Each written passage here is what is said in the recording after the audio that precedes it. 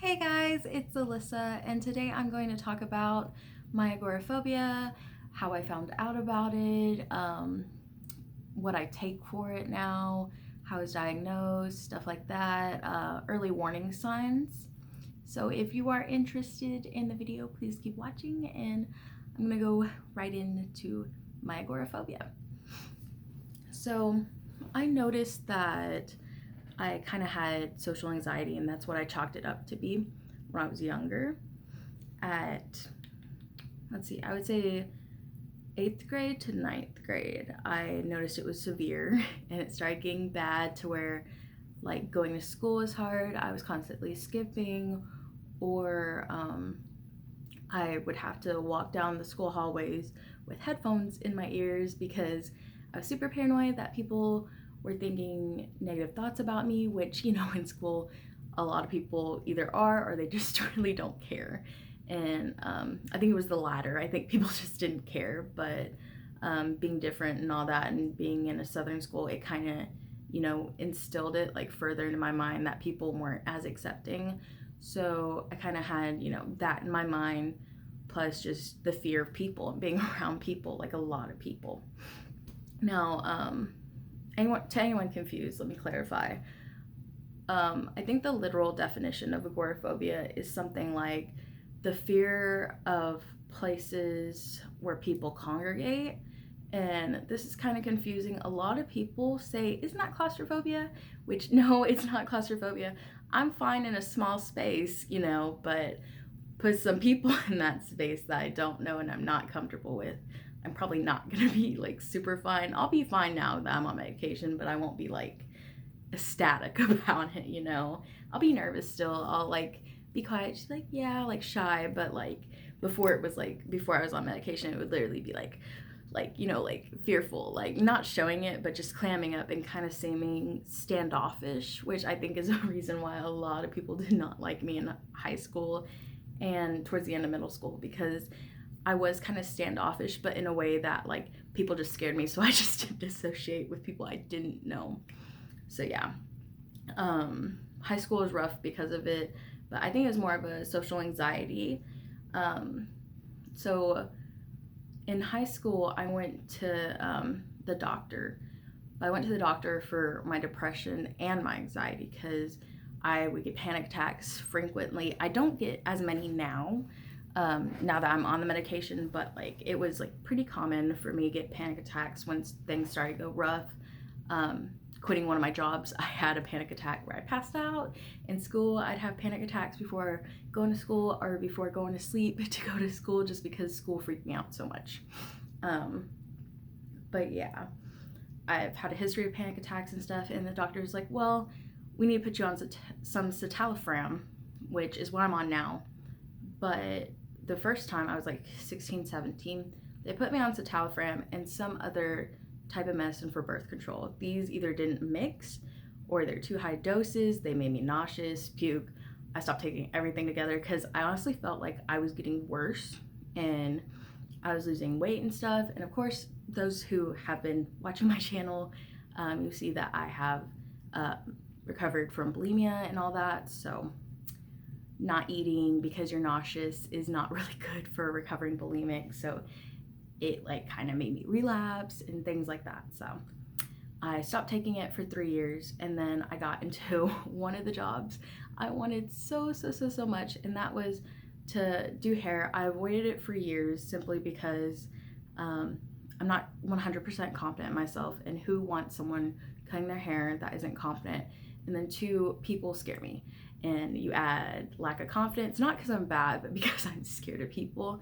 And then the fear of people together, it's not a good combo. Like I can have a panic attack and freak out, and I have had a panic attack and freaked out and cried about things. I never did anything I couldn't fix, but like my panic was so bad because I would meet with multiple people a day and do their hair and have to deal with the clients in my chairs for sometimes, if I'm doing color, 3 hours, which I was doing color quite a bit because I like color.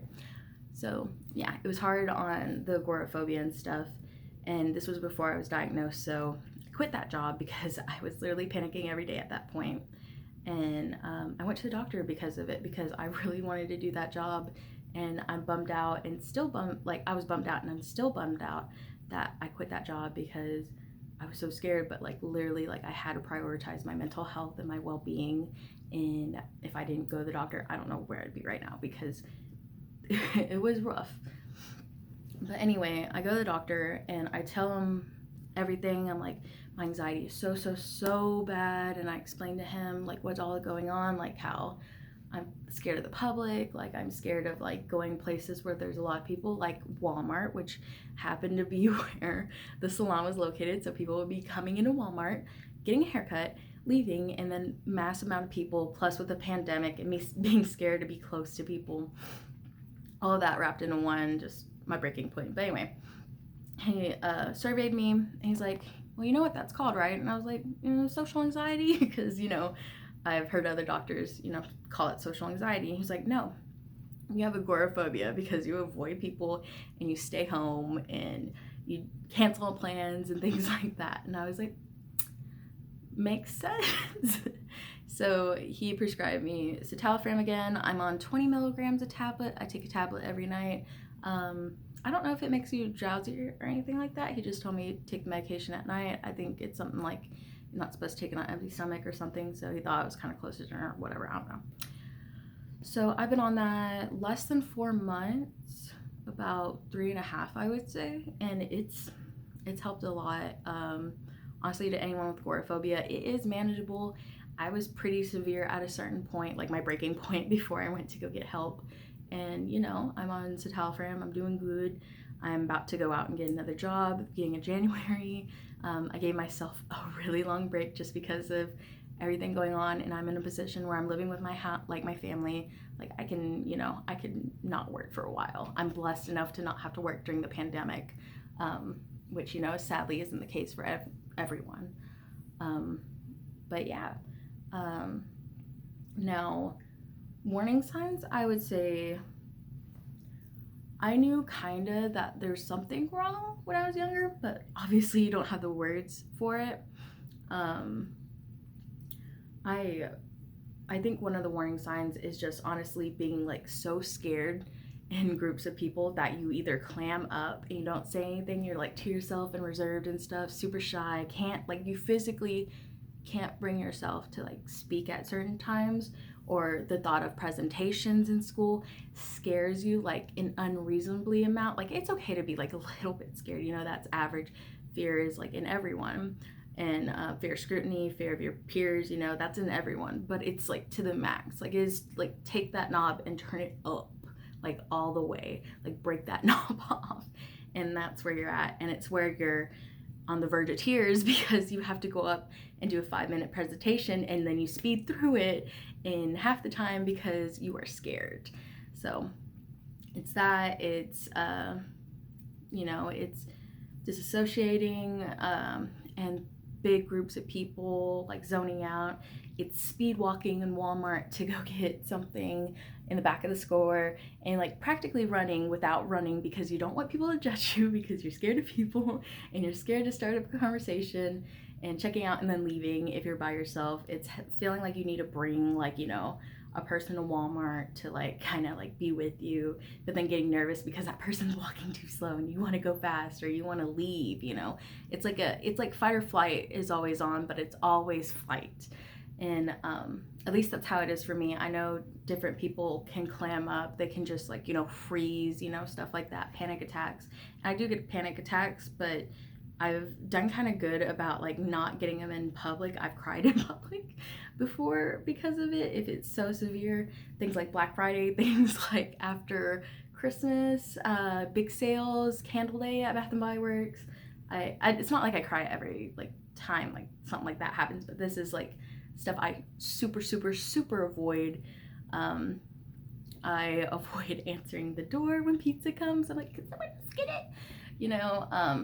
Just stuff like that, but it's manageable. Like now I feel like my symptoms are very mild. Like I feel like I can deal with people and not like want to panic, or like I'm not like shaking like a leaf. I feel like I'm pretty at like a normal level now, but before, girl, It was bad.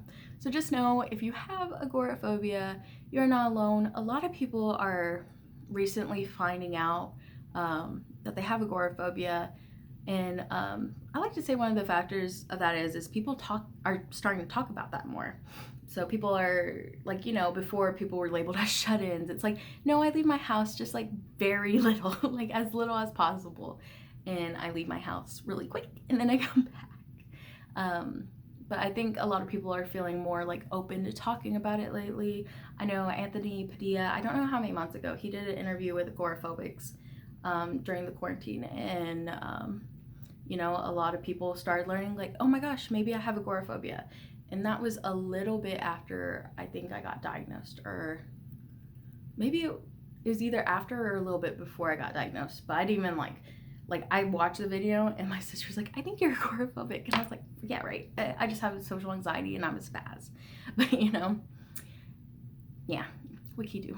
So if you guys made it this far, thank you so much for watching. If you liked my video, if you like me talking about my disorder, or if you'd like to hear me talk about other things going on in my life, I'm eventually going to be talking about people in your life like that do like substance abuse, people in your life that are toxic relationships, how to be a good LGBTQIA ally, all that. Like, I have some topics, I have a little notepad, I have what I want to talk about, and just kind of put my mind out there and just talk about things.